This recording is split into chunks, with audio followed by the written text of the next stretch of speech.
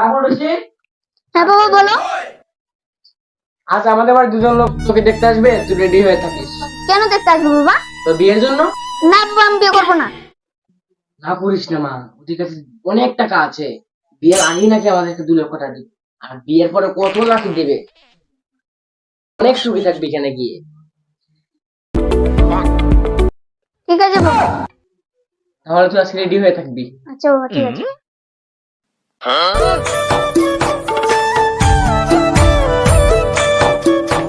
শোনো শোনো শোনো শোনো, আপনারা তো আসতে কোনো অসুবিধা নেই তো? না তাহলে বসে বসে আসুন, এখানে আসুন। বসে বসে বসে বলবে ভাই এসেছেন।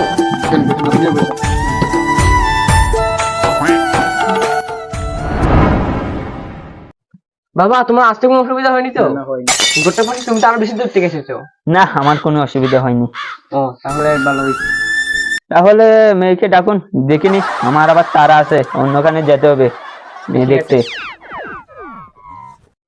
বাবা টাকা দাও। কিসের জন্য? বাবা সিগারেট খাবার জন্য টাকা দাও। মানুষ রে বাবা। কত টাকা দিতে হবে? 20 টাকা। দাঁড়া দিচ্ছি।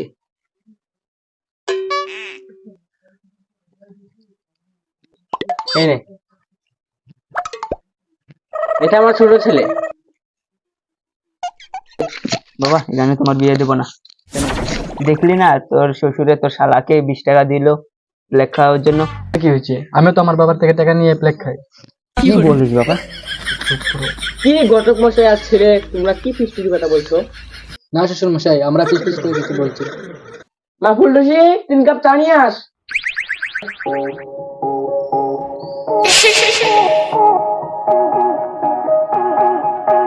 জানেন তো কোথায় জানেন?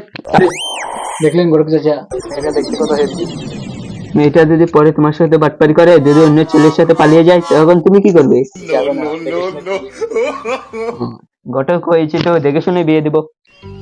মা ওদেরকে চাটা দিয়ে দে।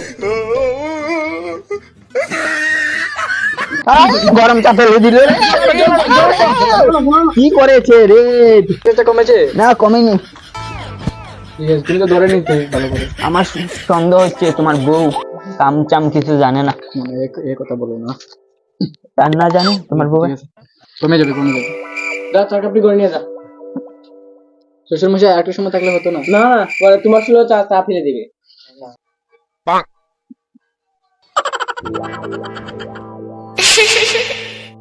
আচ্ছা জামাই দাও।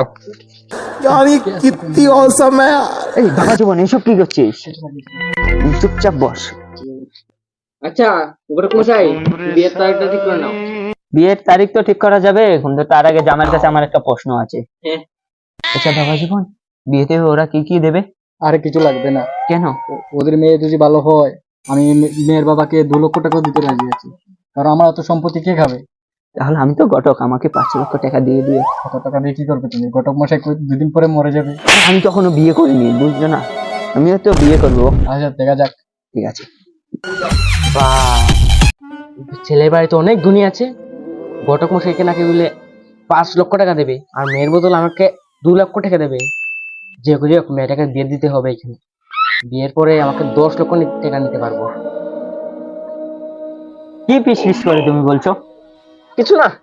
ঠিক আছে, তাহলে বিয়ের তারিখটা দেখা যাক নাকি? দেখে নাও। ঠিক আছে।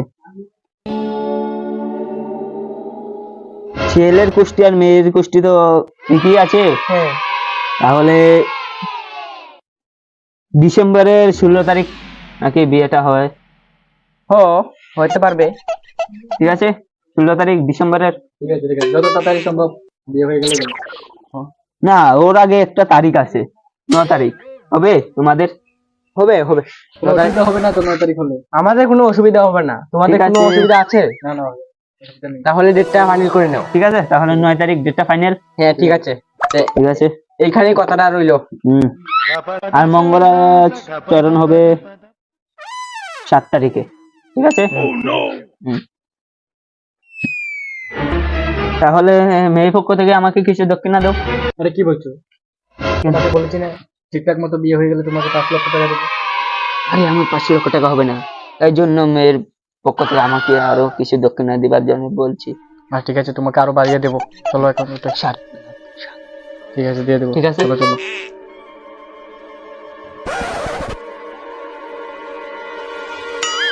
আরে ঘটক মশাই কোথায় গেল? कैसा लगा मेरा मजाक? তাহলে আসি। ঠিক আছে ঠিক আছে, আচ্ছা 9 তারিখ দেখা হবে। শালা ঘটক মশাই তো অনেক রোমান্টিক। ও ঘটক মশাই দা আসো, দেরি হয়ে যাচ্ছে, চলো চলো।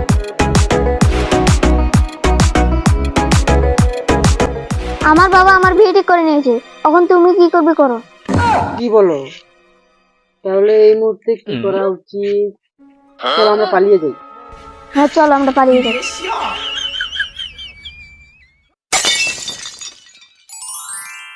আরে এই মেয়েটাকে না আমি 9 তারিখ বিয়ে ঠিক করেছি, এই মেয়েটা এখন ছেলের সাথে পালিয়ে যাচ্ছে।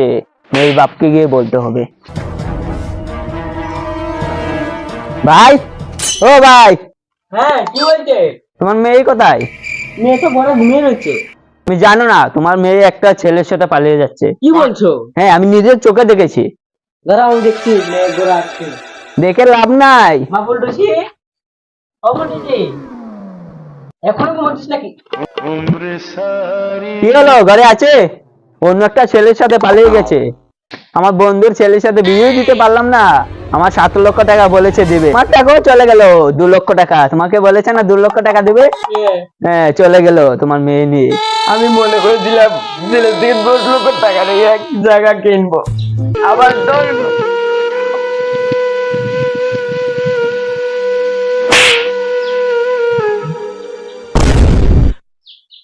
ভাই, ও ভাই, ভাই কি মরে গেল নাকি? যদি ভাই মরে যায় তাহলে তো আমার উপর চাপিয়ে দেবে। আমি পালাই এখান থেকে।